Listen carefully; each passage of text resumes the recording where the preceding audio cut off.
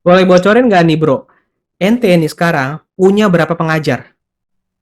Mengajar banyak ya, karena kita kan bikin kantong. Jadi guru-guru yang udah lolos seleksi itu, baik IPK yang udah menyerahkan CV ya tadi kan, foto KTP, foto KTM, foto mereka pakai foto kayak almamater gitu. Bisa kita masukin cemplungin ke grup-grup WA. Total punya berapa? Ada 4 grup WA. Ya Empat anggaplah grup ya? satu grup WA kita 200, kita kantong guru 800 ada. Ya 500 lah, 500. Ya, berebut tadi itu. Jadi kita ada lowongan untuk privat, cemplungin aja di 4 grup WA itu, WhatsApp grup Galan Teacher Community lah gitu. Berarti sekarang nih kondisi kondisi Bimbel Galan itu punya paling tidak punya sekitar 500 guru privat ya yang siap untuk terima orderan untuk belajar ya. Ya, baik Jabodetabek tatap muka offline maupun online se-Indonesia. Itu eh, ente masih tetap membuka peluang kalau ada teman-teman yang nonton video ini dan merasa dirinya punya kemampuan untuk mengajar yang nantinya pasti akan diseleksi juga oleh Bimbel Galan ya pastinya. Iya, Dan kalau punya merasa kemampuan itu tetap dibuka peluang bahwa bisa mendapatkan penghasilan lewat mengajar ya ya, dengan betul. privat kan. Wah, Ya, ini dengan waktu kesempatan fleksibel, tidak mengganggu perkuliahan, jadi semuanya bisa berjalan. Dapat wah, penghasilan, kesempatan baik nih. Lagi kan mahasiswa sekarang juga banyak belajar dari rumah kan, Bro ya. iya, betul betul. Jadi kesempatan untuk ngajarinya juga untuk mendapatkan penghasilan dari rumah. Jadi siapa bilang orang di rumah nggak punya penghasilan ya? Bisa dari Ya, rumah aja menghasilkan ya. Salah ini awas satunya juga, adalah awas juga menjadi saya sama tetangga. mengajar privat kan? Iya, Wah, peluang nih bro. iya, iya. Nah, Ya, itulah. eh, ini agak-agak sedikit agak-agak sedikit nyentuh ke ranah-ranah yang ya kayaknya sih pengen dibahas aja sih. Hmm, Cuma kita nggak akan bahas detail ya. ya, ya. Menurut ente, kalau biaya pendidikan kena pajak gimana? Itu masih isu ya. Ini Ya, masih isu. Kita iya, bahas secara general nih. Ente iya, kan praktisi pendidikan. iya, iya, Dan isunya adalah pendidikan itu akan kena pajak, bener kan? iya, iya. Nah, Sekolahan, bimbel ada juga. pastinya lah kalau sekolah aja kena ya ente pengusaha bimbel akan dikenain pajak dong. Ya dijalanin aja. Palingnya ada sedikit-sedikit kita mau kayak ada penghematan atau enggak ya, atau harga dinaikin lagi sedikit lah. Nah, Semua pasti ada opsinya penyesuaian ya. Ya itu sama opsinya kayak kita. gimana nih? Ya, Opsinya apakah ketika bisnis bimbel itu akan kena pajak juga kalau ya, berarti akan ada dua opsi dong. ya, Opsinya adalah ente ngurangin profit ente dengan anggaplah tadi dengan 159 kalau SMP ya, ya. dengan bayaran yang sama tapi ngurangin profitnya untuk bayar pajak atau akan naikin dengan pajak. Mau Bismillah, ya naik, mau naik, kayaknya sih seperti itu. Gak mungkin tahan. Atau ditambah benefit lainnya, kan banyak. Oke, jadi bisa jadi ente akan coba naikin dengan pajak yang nanti diterapkan, tapi nambah Iya, benefit dong. tambahin benefit. Ya, tambahin benefit. Seperti Oke, itu. oke. Jadi secara secara personal sebenarnya klien ente atau murid-murid ente itu meskipun nanti orang tuanya akan bayar lebih karena tax ya, karena ada pajak, Ya, tapi ente akan coba untuk mentreat mereka ya, dengan benefit yang nanti ente akan siapin dong. Kalau ya, skemanya memang ternyata bener ya. iya. Kita lihat lagi nanti. Ya kayak sekarang privat online di Indonesia kan nggak ada yang nyangka. Yang dulu sebelum pandemi kan nggak kepikiran kan, nggak kenal Zoom apa ya gimana. Kayak gitulah. Nanti akan menemukan jalan sendiri sih. Insya Allah lah. Ya, Kalau gitulah. ente pakai Zoom, berarti ente Zoom-nya Zoom berbayar dong. Alhamdulillah sekarang masih yang gratisan, masih bisa. Zoom gratisan cuma 45 menit, berarti kalau putus nyambung lagi. Tidak mungkin lagi. Itu dulu bertahap. Oke, oke, oke. Jadi cost itu masih tidak nambah ya secara virtual ya karena ente kan tidak berlangganan Zoom-nya berlangganan kan? Ya. Atau Tapi mungkin pakai ya, Google Meet? Mana pakai selama ini pakai Zoom sama WA dulu sih. Ya WA kan bisa pakai itu apa namanya voice note atau enggak di WA ya pakai ikan atau enggak pakai kirim foto yang simpel-simpel aja lah. Kayak Satu gitu. hal nih, ketika bicaranya adalah secara virtual, pasti yang dibutuhkan adalah paket data kan? Hmm. Kalau dari sisi pengguna atau dari sisi murid, pasti paket datanya di-cover sama orang tua dong. Ya. Ketika dia mau video call seperti ini, video call Zoom, itu kan otomatis orang tua akan menyediakan paket data dan termasuk pemerintah juga menggratiskan kan paket datanya kan, menambahkan Ya, lah, ya kan itu kebantu lah. Nah dari ya. sisi pengajar NT sendiri nih, itu kuota datanya dibeliin atau enggak? Kalau mereka mau datang ke bimbel ya pakai hotspot di sini. Kalau yang di rumah ya pakai tanggungan mereka kan penggantinya transport. Mereka jadi pengganti transport yang 0 rupiah itu ya dialihkan jadi paket data. Terus sekarang kan juga banyak. Ada orang tua nggak sih yang komplain ke NT nih, ke mobil NT ya, maupun sebelum COVID atau sekarang setelah pasca COVID di mana era virtual, ada nggak sih orang tua yang komplain, kok anak saya sudah bimbel tapi nilainya jelek-jelek aja? Oh, itu sering ya. Kadang kita lihat dulu nih, buka lagi data absensinya. Banyak yang main komplain begitu aja ternyata absensinya tuh anak jarang masuk. Kalaupun sering masuk, telatnya sering parah. Itu biasanya nanti kita tinggal jelaskan aja. Atau kita tanya dulu ketika si anak A ini nilainya kurang bagus, kita tanya ke guru kita. Kalau bimbel itu ada namanya wali kelas ya. Wali kelas, kita tanya wali kelasnya gimana nih perkembangan anak ini. Berarti ada rapot juga dong dari bimbel NT ke orang tua. Oh, ya, ada. Bimbel maupun privat kita kelebihannya ada rapot bulanan perkembangan anak pelajaran. Jadi orang tua dari situ bisa ngontrol Iya. anak-anaknya kira-kira gimana nih ya. Ya, nggak harus nunggu sebulan juga, kadang nggak usah nunggu rapot bulanan dari kita. Setiap hari mau menanyakan juga bisa, kita nanti bisa bantu jawab perkembangan anak. Ya itulah kalau jasa lah, servisnya ya, jualan servis. Yang penting memberikan service terbaik ya untuk klien ya. Ya tuh, kayak kita nih kan udah pengumuman SBMPTN, ada beberapa yang belum lolos ya hasilnya untuk PTN.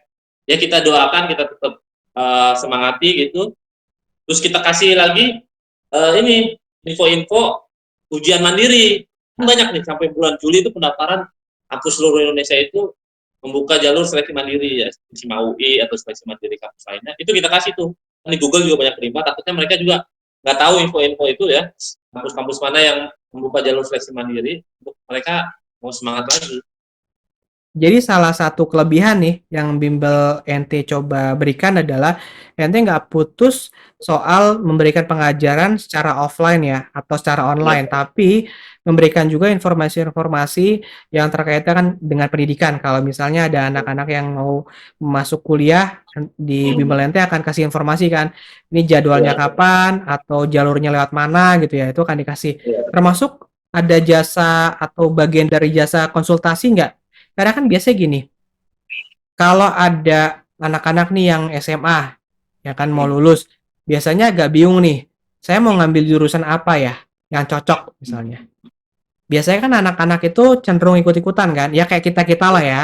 Kita-kita itu waktu kita zaman SMA kan kita kadang ikut-ikutan kan, atau kadang cuma pengen yang penting masuk negeri lah. Jadi ngelihat kira-kira yang koefisiennya memungkinkan mana nih. Oh kayaknya ini saingannya berat. Kalau mau kita masuk negeri kayaknya ambil yang ini aja deh. Zaman dulu kan gitu kan kayak. Nah, kalau sekarang ente di bimbel ente ini punya punya kayak bimbingan seperti itu nggak sih untuk milih kampus berdasarkan peminatan atau berdasarkan yang penting masuk negeri? Ada kayak gitu nggak sih? Ya, kita kan guru kita kalau SMA tuh biasanya kita sediakan lebih dari satu guru ya, bahkan bisa 3 guru tuh. Karena spesialisasi ya, ada yang guru bahasa Inggris, selain lagi sama guru-guru untuk pelajaran eksak. Eksak juga terbagi lagi, ada yang jago fisika, tapi belum tentu jago kimia.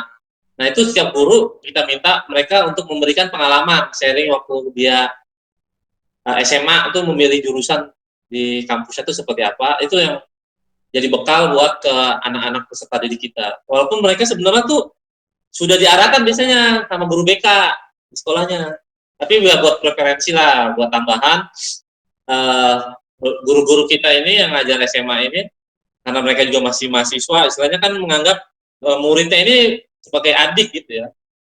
Bahkan kita ada guru dengan siswa ini sebenarnya sih seangkatan, cuma si siswa ini gap year, dia mau nyoba lagi. Berarti kan itu ngajarnya masih semester 1, semester 2 ya, jadi kayak temenan. Nah itu bisa, untuk sharing itu lebih mudah lah. Yang tahun lalu 2020 itu anak SMA 14, kebetulan pengajarnya itu anak psikologi Universitas Brawijaya kayaknya, apa Undip gitu ya. Kita dicari lagi deh. Pokoknya kampus negeri di Jawa ya. Psikologi Undip. Nah, mungkin karena sering diarahkan ya, akhirnya tuh anak tahun lalu diterima juga kampus yang sama dan sama-sama psikologi lagi. Psikologi Undip sama dengan guru privatnya. Karena ente bergerak di bidang pendidikan ya, sebelum kita tutup nih video ini, nah harapan apa sih dari ente sendiri ke pendidikan di Indonesia seperti apa? Karena kan kita tahu nih ketika di masa pandemi ini yang sangat dibutuhkan adalah jaringan internet pastinya kan.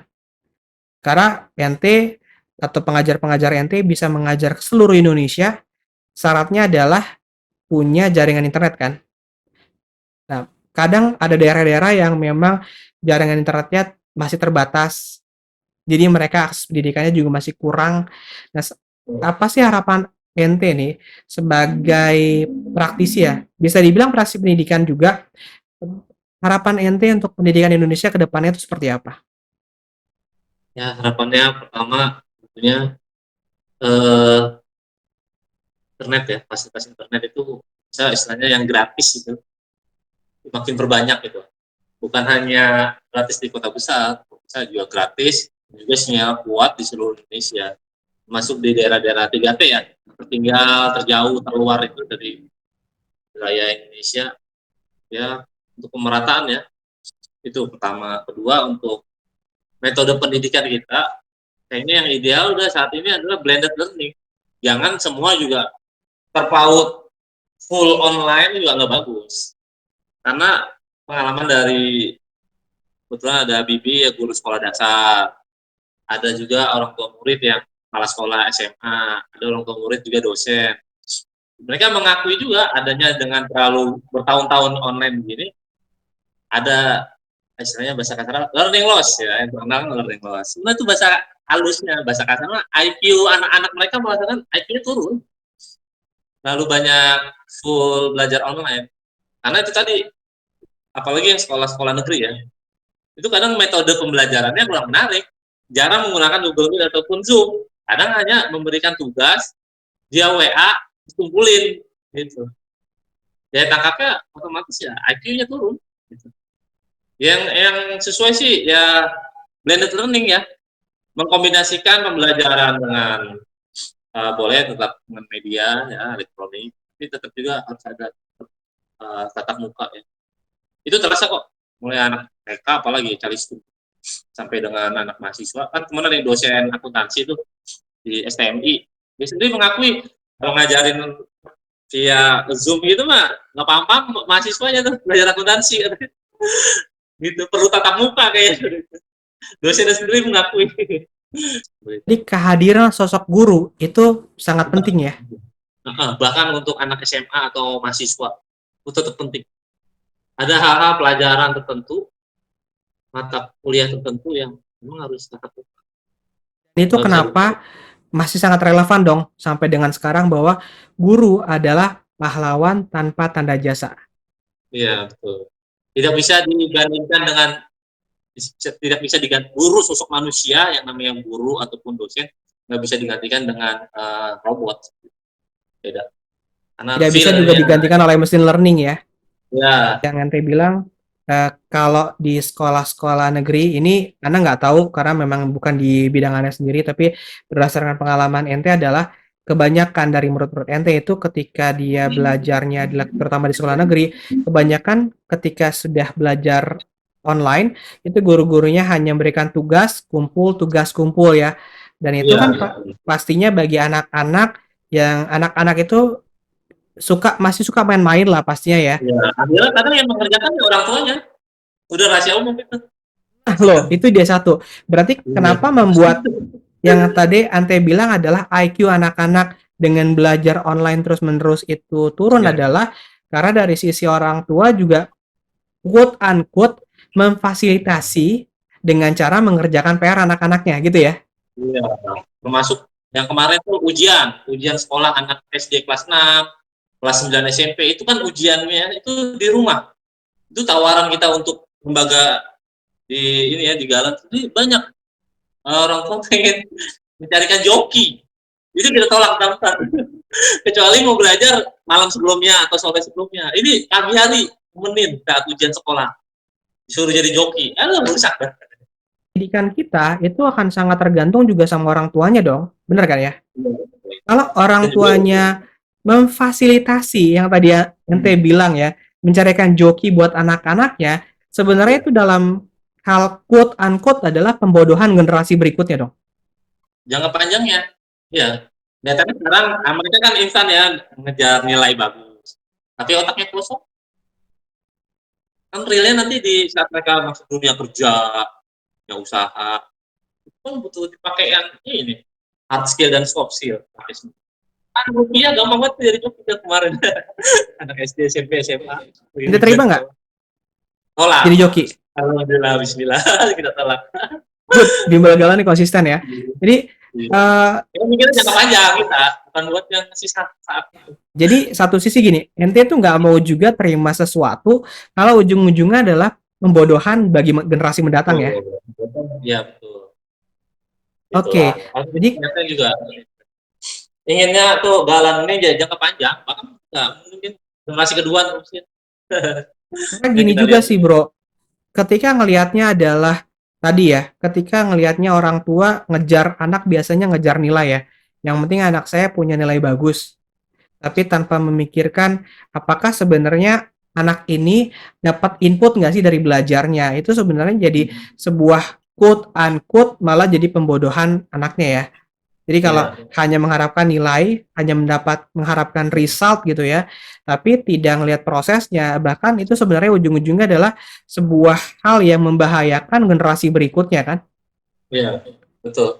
Secara nilai mungkin kelihatannya bagus, tapi Iya, ketika dia harus terjun ke masyarakat, diuji kapabilitas dirinya, bisa jadi malah betul. kalah gitu kan. Betul. Nah, poin ini Ane setuju sih. Karena gini, karena Ane sendiri ketika cari tim ya, Ane udah ya alhamdulillah punya posisi cukup bagus lah di kantor. Jadi sering interview orang. Nah, ketika interview orang, satu hal yang Ane lewatin ya adalah soal IPK. Hmm. Karena bagi Ane Bahasa sendiri nih, Inggrisnya betul. karena gini, bagi Ane sendiri adalah ketika orang itu bisa lulus dari sebuah kampus, maka dia orang pinter. Hmm. Bisa lulus loh, pinter dong. Iya, iya, sip. Ya kan? Karena tiap kampus punya standar IPK masing-masing kan. Iya. Ya. Nah, yang aneh lebih lihat adalah sisi personalitinya. Gimana dia punya problem solving.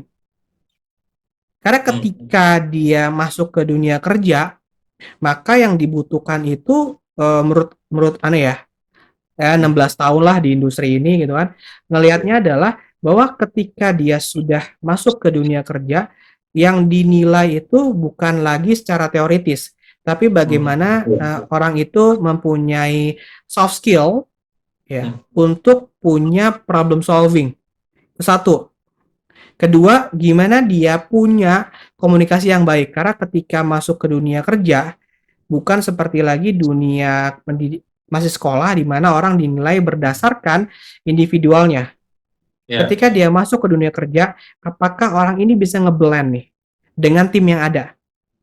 Karena kan ketika masuk ke dunia kerja, kita semua jadi satu tim kan. Kerjaan itu akan jadi satu tim, meskipun beda-beda bagian, tapi semuanya akan jadi satu tim, gimana dia punya komunikasi yang baik. Dan problem solving itu bukan sesuatu hal yang bisa dihafal, tapi itu dibentuk. Sama kayak misalnya kita sekolah tadi, nanti sempat nyinggung-nyinggung ya, masih jadi dosen atau enggak sih? Udah enggak bro, aneh enggak jadi dosen. Karena aneh dosennya cukup, mungkin kalau, kan mungkin ya. Waktu aneh jadi dosen, sempat ada satu semester, Nggak tahu ya, ini apakah akan ditonton mantan mahasiswa aneh ya. Hmm. 14 orang aneh gak lulusin. Waduh. Kasih 14 nilai E orang. berarti. 14 orang. Satu semester tuh. Kenapa tuh? Gini, Anda ngajarnya adalah ngajar matematik, ekonomi, matematik, dan ngajar statistik. Dua-duanya ini mata kuliah, mata pelajaran yang diajarkan untuk thinking, berpikir, ya kan?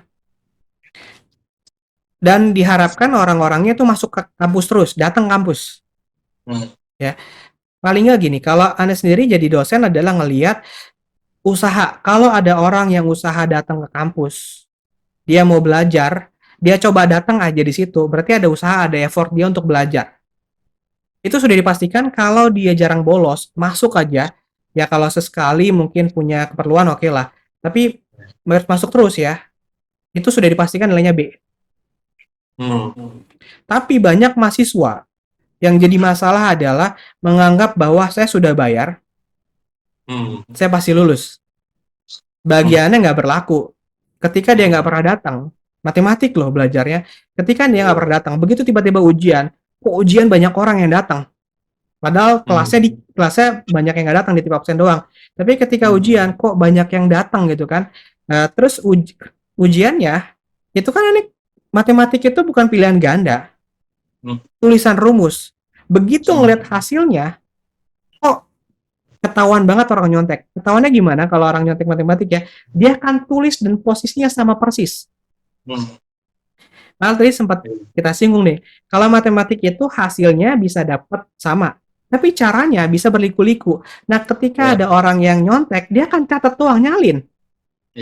Posisinya di mana, di kanan, di kiri, digarisin, ada kali, ada bagi, nyalin. Dan ini yang temuin sendiri, ada nyalin, karena nyontek. Itu yang bahaya. Ketika dia dibiasakan nyontek, tidak berusaha untuk diri sendiri, yang ada tuh semua nyalin, tapi otaknya kosong. Iya. Secara nilai, kalau mau ngelihat nilai hasil ya, bagus-bagus. Tapi ketahuan nih, ini pada nyalin. Bahkan posisi garisnya, posisi kalinya, itu sama persis. Di kanan, di kiri. Ini, wah ini nyontek nih. Tinggal lihat aja siapa yang biasa datang gitu. Sisanya, nggak dulu sih. Mungkin karena itu, ya kampusnya tidak memperpanjang lagi. Karena bagiannya adalah ketika harus ngajar, waktu itu tuh aneh ngajar jadi dosen yang diincar memang bukan materi, tapi kayak pengabdian. Karena memang ngajarnya pun di luar waktu kantor kan. Alhamdulillah sempat ya dapat S2, ya gelar S2-nya dipakai untuk ngajar. Jadi karena ngajarnya adalah pengen berbagi sama orang, pengen coba mengamalkan ilmu lah yang dipunya, sharing. Makanya Ane tuh ngeliatnya proses. Ketika orang itu nyontek cuma mau dapetin nilai tapi otaknya kosong, buat apa dilulusin dengan coret?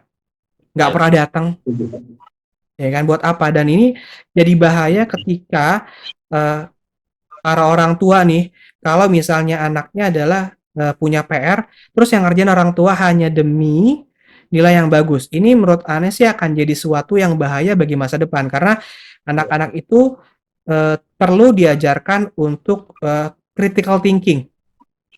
Jadi nggak dilihat dari nilainya bagus atau nilainya jelek. Tapi critical thinkingnya gimana nih? Karena yang penting dalam pendidikan kalau menurut Anda sendiri ya bukan nilai, tapi gimana pola pikir anak-anak ini kebentuk. Karena ketika dia terjun ke masyarakat, dia berbisnis, dia bekerja, maka yang dibutuhkan adalah critical thinking. Bagaimana cara dia berpikir, bagaimana dia problem solving. Kalau soal teori, googling aja, nggak ada susahnya. Anda sendiri nih ya, kalau nggak ngerti, googling. Tapi yang mahal adalah critical thinking. Gimana dia menyelesaikan problem solving, gimana dia mengambil sebuah keputusan, dan itu tidak ada teorinya. Yang ada adalah critical thinking. Dia dibentuk, perlu proses. Dan ketika diajarin tadi ada tugas yang ngerjain orang tuanya, itu sih bagi yang ngelihatnya adalah itu sebuah hal yang berbahaya sebenarnya bagi generasi mendatang. Kalau Anda sendiri, biarkanlah anak itu belajar, dia ngerjain semampunya meskipun nilainya jelek, biarkanlah, yang penting berusaha. Kalaupun orang tua mau, maka bimbing, bukan mengambil alih kerjaan anaknya. Kalau mau dapetin duit gede, duit cepet, ya kan, ya udah jadi joki aja. Tapi bimbel galan kan ngelihatnya bahwa ini harus konsisten nih, ya harus harus berpikir juga secara bisnis adalah bisnis yang jangka panjang. Karena kalau secara bisnis ketahuan, wah ternyata bimbel galan isinya joki semua ya. Secara bisnis juga nggak bagus kan? Nggak mungkin sampai 13 tahun sekarang. Oh itu dia. Menarik, menarik banget obrolan kita nih. Tadinya kita mau ngomongin 2 part, Merasa ya. kayaknya sih bisa jadi 3 part nih omongannya. Jadi nanti tinggal diediting aja 3 part. Jadi obrolan yang menarik, obrolan yang asik nih, banyak hal yang bisa didapatkan dari Bro Iksan mengenai bisnis tadi ya. Jadi teman-teman bisa lihat di part 1 bagaimana bicara soal bisnis, bagaimana membangun bisnis bimbel, kira-kira butuh modal berapa sih bisnis bimbel secara normal. Terus kita juga sudah dapat pembelajaran berharga nih dari Bro Iksan, gimana ketika bisnis itu harus berubah ketika satu kondisi berubah ya. Kondisi sekarang adalah kondisi pandemi, bisnis juga harus berubah, bagaimana men-switch bisnis agar bisnis itu tetap konsisten dan jangka panjang. Terus tadi kita juga belajar bahwa godaan bisnis itu harus hati-hati kan ketika sudah punya visi, misi, ya kan? Visi, misi untuk menjalankan bisnis secara legal, secara benar, secara jangka panjang, proses juga sudah benar. Ketika ada godaan-godaan dikit untuk merusak bisnis nih, yang mungkin bisa akan dapat duit cepat, tapi branding kita yang sudah dibangun itu bisa rusak seketika gitu aja, itu juga ya sayang kan. Jadi branding image itu sesuatu hal yang sangat mahal untuk dibangun. Nah, jadi owner itu juga harus punya mental rem juga, jangan hanya gas aja dalam berbisnis. Hilangkan sifat tamak atau greedy itu. Nah, greedy itu penyakit bahaya owner. Branding image itu sesuatu yang perlu dibangun tidak dalam satu malam. Seperti Bro Iksan ini membangun brand image Galan itu sampai dengan 13 tahun ya. Satu hal lagi nih yang ingin Ane tanyakan. Pengajarnya harus eksklusif nggak? Dalam artian gini, ketika dia sudah ngajar di bimbel NT, bimbel Galan, dia nggak boleh lagi ngajar di bimbel yang lain, atau bebasin aja, mereka boleh ngajar dimanapun. Iya, kalau dulu kita tuh sosokan eksklusif gitu lah, tapi kita akhirnya belakang-belakangan ini membuka diri bahwa rezeki itu bisa dari mana aja, makanya pengajar yang ngajar di Galan boleh ngajar. Fleksibel kita, nggak kita kekang. Jadi ini kesempatan juga nih bagi teman-teman ya, bahwa teman-teman juga bisa yang mungkin yang sudah ngajar di bimbel yang lain, tapi merasa ingin kayaknya boleh juga di sini juga ya, luar. Ya, maka meninggalkan lembaga lamanya, tenang aja. Jazakallah, Bro Iksan, ini pembelajaran yang mahal banget ini di podcast yang mahal banget. Kalau menurut saya nih podcastnya mahal banget ini ke Bro Iksan ya. Semoga bisa menjadi informasi, bisa jadi motivasi buat teman-teman yang mau bangun bisnis, atau bisa juga menjadi ya nilai positif lainnya yang bisa teman-teman dapatkan dari podcast sama Bro Iksan. Insya Allah nanti kita akan sambung lagi ya mungkin dengan tema yang lain, karena Bro Iksan ini ya, kalau saya Milanisti, Bro Iksan adalah Juventini. Aduh, jangan bahas yang itu deh. Berubah jadi bola. Mungkin nggak, kita bisa bahas itu nanti kali ya, karena kita punya teman-teman yang beda profesi, tapi ya kan beda-beda profesi tapi punya hobi yang sama kan, bola. Nah mungkin satu ketika kita bisa kumpul bareng-bareng di satu teman podcast bareng-bareng rame-rame dengan beberapa orang. Iya, kita bisa kumpulin lah, karena teman-teman kita ada yang Juventini, ada yang Internisti, ada yang Milanisti. Selain saya juga ada beberapa yang Milanisti kan. Jadi kita bisa kumpul nih bicara soal sepak bola. Ya mungkin lah satu saat insya Allah kita akan lihat nanti temanya di pembahasan yang video yang lain ya. Sekali lagi Bro Iksan, jazakallah sudah membagikan pengalamannya, sudah membagikan ilmunya. Kalau ada kekurangannya. Semoga bermanfaat untuk semuanya. Assalamualaikum warahmatullahi wabarakatuh. Waalaikumsalam.